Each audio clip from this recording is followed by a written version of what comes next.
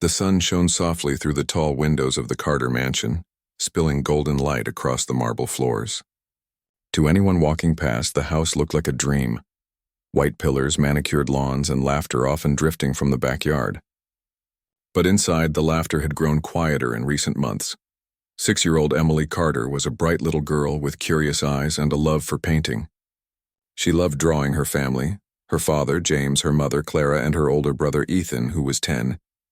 In her drawings, everyone was smiling, standing hand in hand. It was her way of believing everything was still okay. James Carter was known everywhere as a man who had everything. He started his company with nothing but a small office and a big dream. Through hard work, long nights, and endless determination, he became one of the youngest millionaires in the city. But with success came time away from home. Meetings, travel, endless phone calls. Clara, his wife, had once been full of life. Before their wealth, she was warm and cheerful, always baking cookies for the children and dancing in the kitchen when her favorite songs played. But as the years went by, something inside her began to fade. She smiled less, spoke less, and seemed lost in her thoughts. She loved her family deeply, but she often felt invisible in the large house that everyone admired. James was always busy, and the children were growing up fast. The quiet moments became heavy for her. She missed the simple days, the tiny apartment, the shared laughter, the closeness. Now the house felt too big, and silence echoed through every room. Emily could feel the change even if she didn't understand it. Her mother sometimes seemed distant, staring out the window for long minutes. Other times she would suddenly become tense over small things. An unwashed plate, a misplaced toy, a noise too loud. Emily didn't know why her mother's moods changed so quickly, but she always tried her best to stay gentle, hoping it would make her smile again. Ethan noticed too. Being older, he could sense that his mother was struggling. He often tried to distract her by helping around the house or keeping Emily occupied, but even he couldn't stop the uneasy feeling that had settled over their home. One evening, James called from another city. "Just one more day," he said gently over the phone. "I'll be back tomorrow night. Be good for Mommy, okay?" Emily's small voice was full of excitement. "Daddy, can we go to the park when you come?" "Of course, sweetheart," he replied, smiling at the thought. "We'll have ice cream too." When the call ended, Clara sat quietly at the dining table, staring at the untouched dinner. The children ate quietly, exchanging glances. They didn't know what to say. Later that night, while the house was quiet, Emily walked into her mother's room. Clara was sitting by the mirror, brushing her hair, her eyes distant. "Mommy," Emily whispered, holding out a small drawing. "I made this for you." It was a picture of their family holding hands under a bright blue sky. Clara looked at it, and for a moment her expression softened. "It's beautiful, darling," she said softly, pulling Emily close. But then her voice grew heavy again. "You love Daddy very much, don't you?" Emily nodded. "Yes, he always brings me stories." Clara smiled faintly, but her eyes glistened. "Yes, he's a good man." But deep down she felt something else, a quiet ache, a sense of being left behind in her own life. She didn't resent James for working hard, but she missed him, missed them. The distance between them had grown without either of them realizing how far apart they'd drifted. The next morning, the house was filled with the smell of breakfast. Clara tried to stay cheerful, humming softly as she cooked. But her thoughts wandered, to her younger days, to the promises they'd made to each other, to the love that once filled every room. When Ethan accidentally spilled orange juice on the counter, it wasn't a big deal. He quickly reached for a napkin, but Clara froze. The sight of the spilled juice, the noise, the sudden mess, something inside her snapped, though not in anger, more in helpless frustration. Her voice trembled. "Can't you be more careful, Ethan?" "I'm sorry, Mom, I didn't mean to. I just cleaned this," she said, her voice shaking. She wasn't shouting, but there was a pain in her tone that made Ethan stop talking. Emily, sensing the tension, quietly picked up her cup and stepped back. She didn't want to make things worse. A moment later, Clara's hands covered her face. "I'm sorry," she whispered to herself, her voice cracking. "I'm just so tired." Ethan stood frozen, not knowing what to do. He had never seen his mother so lost. Hours passed, and the day grew heavy with silence. Clara spent most of the afternoon sitting by the window, staring at the sky, her thoughts tangled and confused. The children played quietly in the living room, glancing at her every few minutes. That evening, as the sun began to set, Emily came running into the kitchen with her small teddy bear. "Mommy, can we go outside for a bit, please?" Clara turned to her eyes tired but gentle. "Not today, sweetheart. Maybe tomorrow." Emily nodded sadly and sat near her mother's chair. She didn't say anything, just held her teddy and hummed a soft tune. When James called again, Clara didn't pick up. The phone rang twice before going silent.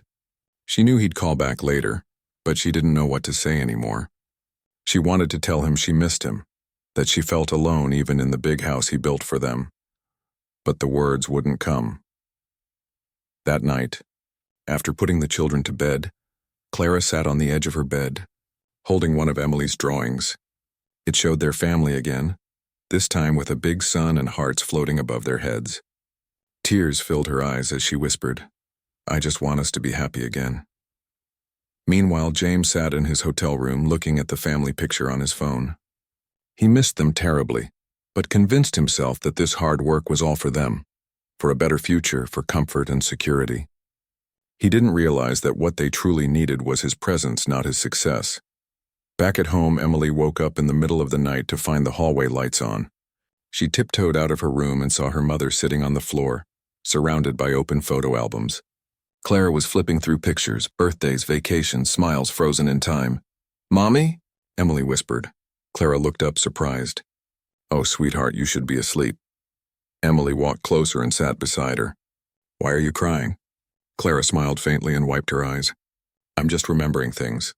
When you were a baby, you used to laugh so much. You were my sunshine." Emily leaned against her shoulder. "I still am, Mommy." Clara let out a soft laugh, hugging her tightly. "Yes, you are." It was a small moment, but a precious one. For a few minutes, the pain lifted, replaced by warmth. Emily eventually fell asleep in her mother's arms, and Clara carried her back to bed, kissing her forehead gently. The next morning brought quiet routine again. Breakfast, chores, and waiting for James's return. Clara tried to stay positive, telling herself that everything would be fine once he got home. But deep down, she feared he wouldn't understand how broken she felt. Ethan noticed his mother's tired eyes as she prepared lunch. "Mom, are you okay?" he asked softly. She paused, then smiled weakly. "I'm fine, sweetheart. Just thinking too much." Ethan wanted to believe her, but he couldn't shake the worry in his chest. Later that afternoon, the phone rang again. James's voice came through, bright and full of energy. "I'm on my way home." "I'll be there soon," Emily squealed with excitement. "Daddy's coming." "Daddy's coming!" Clara smiled at her daughter's joy. Maybe, just maybe, things would feel normal again when he returned. But as evening approached, the house fell into an uneasy quiet once more. Emily was playing with her dolls in the living room, Ethan reading a book nearby when Clara's thoughts drifted again. She was folding laundry, her hands moving automatically, her mind far away. The ticking of the clock felt loud. The shadows in the corners grew longer. Everything seemed still, too still. Emily looked up and said softly, "Mommy?" Clara blinked, coming back to the present. "Yes, darling." "Can you help me with my doll's dress?" Clara smiled faintly and nodded. "Of course." She sat beside Emily and fixed the tiny ribbon, her hands trembling slightly. At that moment, headlights appeared through the window. James's car pulling into the driveway. Emily's face lit up. "Daddy's here," she cried, running toward the door. Ethan followed quickly, his heart pounding with relief. Clara stood up slowly, her expression unreadable. She brushed her hair back and whispered to herself, "Okay, let's try again." The front door opened and James stepped in, smiling wide. "There's my family." Emily ran into his arms, laughing and hugging him tight. For a moment, everything felt right again, like the storm had passed. But deep down, James could sense that something wasn't the same. The warmth he expected to feel was dimmed by the tension in the air. He looked over at Clara, who gave him a small smile, polite but distant. He kissed her cheek gently. "I missed you," she nodded. "We missed you too." The words were true, but they carried a weight neither of them could name. That night, as the children slept peacefully, James stood by the window, looking out at the garden. The stars shone brightly, yet he felt an emptiness inside. He turned to see Clara sitting silently at the table, her eyes tired but thoughtful. He walked over and sat beside her. "Clara," he began softly, "are you okay?" She hesitated. I don't know, she whispered. I just feel lost. James reached for her hand. Then let's find our way back. Together. She looked at him for a long time. The night James returned home felt different. The lights in the living room glowed softly, and the air carried both silence and unspoken feelings. Emily had fallen asleep curled up on the couch, clutching her teddy bear. Ethan was upstairs reading, pretending not to listen to the quiet voices of his parents below. James sat beside Clara, who looked tired but calm. For the first time in a long while, they were together with no noise, no phones ringing, no work interruptions. He could see that her smile had changed, still gentle but heavy with worry. Clara, he said softly, I know things haven't been easy. I've been away too much. She looked down at her hands. You've been doing what you thought was right, she replied. I know that. But somewhere along the way, I think we forgot what really mattered. James listened carefully, feeling a mix of guilt and love. I thought giving you everything, the house, the comfort, would make life better, he said. But maybe that wasn't what you needed. Clara gave a small smile, her eyes glistening. I didn't need the things, James, I just needed you. I missed talking to you. I missed laughing together. He reached for her hand, holding it gently. Then let's start again, he said. That simple promise, spoken in the stillness of the night, felt like the first breath after a long silence. The next morning, Emily woke up to see her father sitting at the table sipping coffee. She ran to him and hugged him tightly. Daddy, you're not going to work today, are you? James smiled, brushing her hair back. Not today, sweetheart. Today I'm all yours. Her laughter filled the room, a sound that had been missing for too long. Clara watched from the kitchen doorway, her heart warming at the sight. She hadn't seen Emily laugh so freely in weeks. They spent that day together, a real family day. James helped the kids build a small tent in the backyard, and Clara joined them later with lemonade and sandwiches. The air was full of laughter again. Not perfect, not without awkward pauses, but alive. As the sun began to set, James took Clara aside. We need to talk, he said gently. Not just about us, but about you and how you've been feeling. Clara hesitated, looking down. I've been lost, she admitted quietly. Sometimes I feel like I'm drowning in my own thoughts. I love you all so much, but some days it feels like I can't find my place anymore.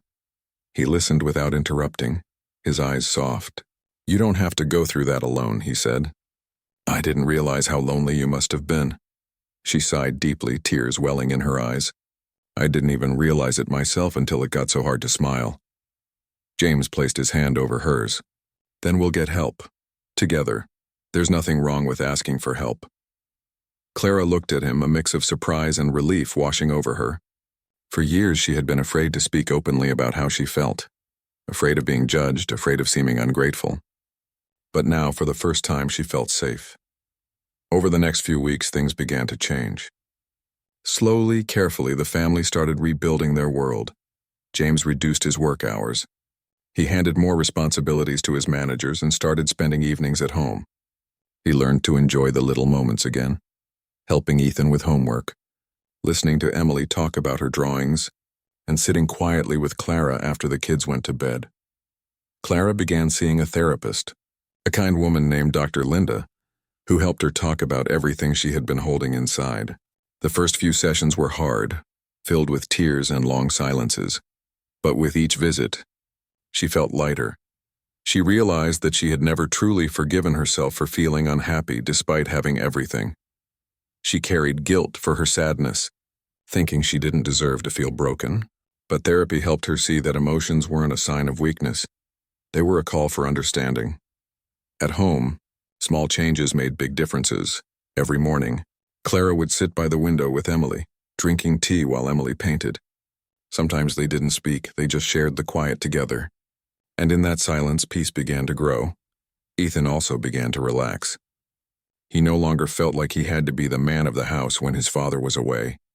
James made sure to include him in conversations, praising his responsibility but reminding him he was still a child, allowed to laugh, to play, to just be himself. One Saturday evening, they all went to the park, the same one Emily had asked to visit weeks before. The sun dipped low as the children ran across the grass, their laughter echoing through the open air. Clara sat on a bench watching them, feeling something she hadn't felt in a long time. Contentment. James sat beside her, smiling as he watched Ethan chase his sister. "They're growing so fast," he said. Clara nodded. "I almost missed it," she whispered. He turned to her. "We both did," he admitted. "But we're here now. That's what matters." That evening, as they walked back to the car, Emily slipped her small hand into her mother's. "Mommy, are you happy now?" she asked in her sweet voice. Clara smiled down at her. "Yes, sweetheart. I am." And for the first time in what felt like forever, it was completely true. As months passed, their home began to feel different. Not in appearance, but in spirit. The house that once echoed with silence was now full of gentle sounds, music from the kitchen, laughter from the living room, quiet conversations after dinner. James often found himself sitting with Clara late at night, reminiscing about the days when they had little but each other. "Remember that tiny apartment?" he said once, smiling. "The one with the leaky sink?" Clara laughed softly. "And the couch that squeaked every time you sat on it," she added. He chuckled. "Those were good days. They still can be," she said, resting her head on his shoulder. "We just forgot that happiness doesn't come from having more. It comes from feeling enough." He kissed the top of her head, whispering, "You're right." Time continued to move forward, but the family moved with it, stronger, kinder, more aware of each other. Emily began writing little notes for her parents, tiny messages like "I love you" or "You're the best mom ever." She would leave them on the kitchen counter or tape them to the fridge. Each one became a reminder of how far they had come. Ethan, inspired by his family's healing, wrote a school essay titled, "Home is Where Hearts Get Fixed." His teacher read it aloud to the class, and later sent a note home saying it was one of the most touching pieces she'd ever read. Clara cried when she read it, not out of sadness, but out of pride. James's business continued to run well even though he wasn't there as often. In fact, stepping back helped him see what truly mattered. Not every deal, not every meeting, but the people waiting for him at home. One evening, the family gathered in the living room to watch old home videos. The screen flickered with memories: Emily's first birthday, Ethan learning to ride a bike, Clara laughing so hard she couldn't catch her breath. Watching those moments, James felt tears in his eyes. "We almost lost this," he whispered. Clara squeezed his hand. "But we didn't," she said softly. "We found it again." The children leaned against their parents, feeling the warmth that filled the room. It wasn't about perfection anymore. It was about togetherness. Weeks later, James hosted a small family dinner. No guests, no formalities, just them. Before eating, he stood up and raised his glass of water. "To my family," he said, voice full of emotion, "for teaching me that love is not something you buy or build. It's something you choose every single day." Clara smiled proudly, tears shining in her eyes. Ethan grinned. Emily clapped. That night, as everyone went to bed, James lingered for a moment in the hallway, looking at the family portraits hanging on the wall. There was one picture, an older one, of them standing in front of their new house, smiling brightly. And beside it was a recent photo, the same family, the same smiles, but somehow deeper, more real. He realized that happiness wasn't about what looked perfect to others. It was about the peace that comes when you stop pretending everything is fine and start working together to make it true. In the quiet that followed, Clara joined him in the hallway. She looked at the photos too, then took his hand. "We did it," she whispered. He nodded, smiling. "We're still doing it," he replied. As they turned off the lights and went to check on the children, Emily stirred in her sleep and mumbled softly, "Good night, Mommy." "Good night, Daddy." They both smiled and whispered together, "Good night, sweetheart." And in that peaceful house, once filled with silence and distance, there was now warmth, laughter, and love that would carry them forward. The Carter family had learned a simple but powerful truth. Money can build a house, but only love can make it a home.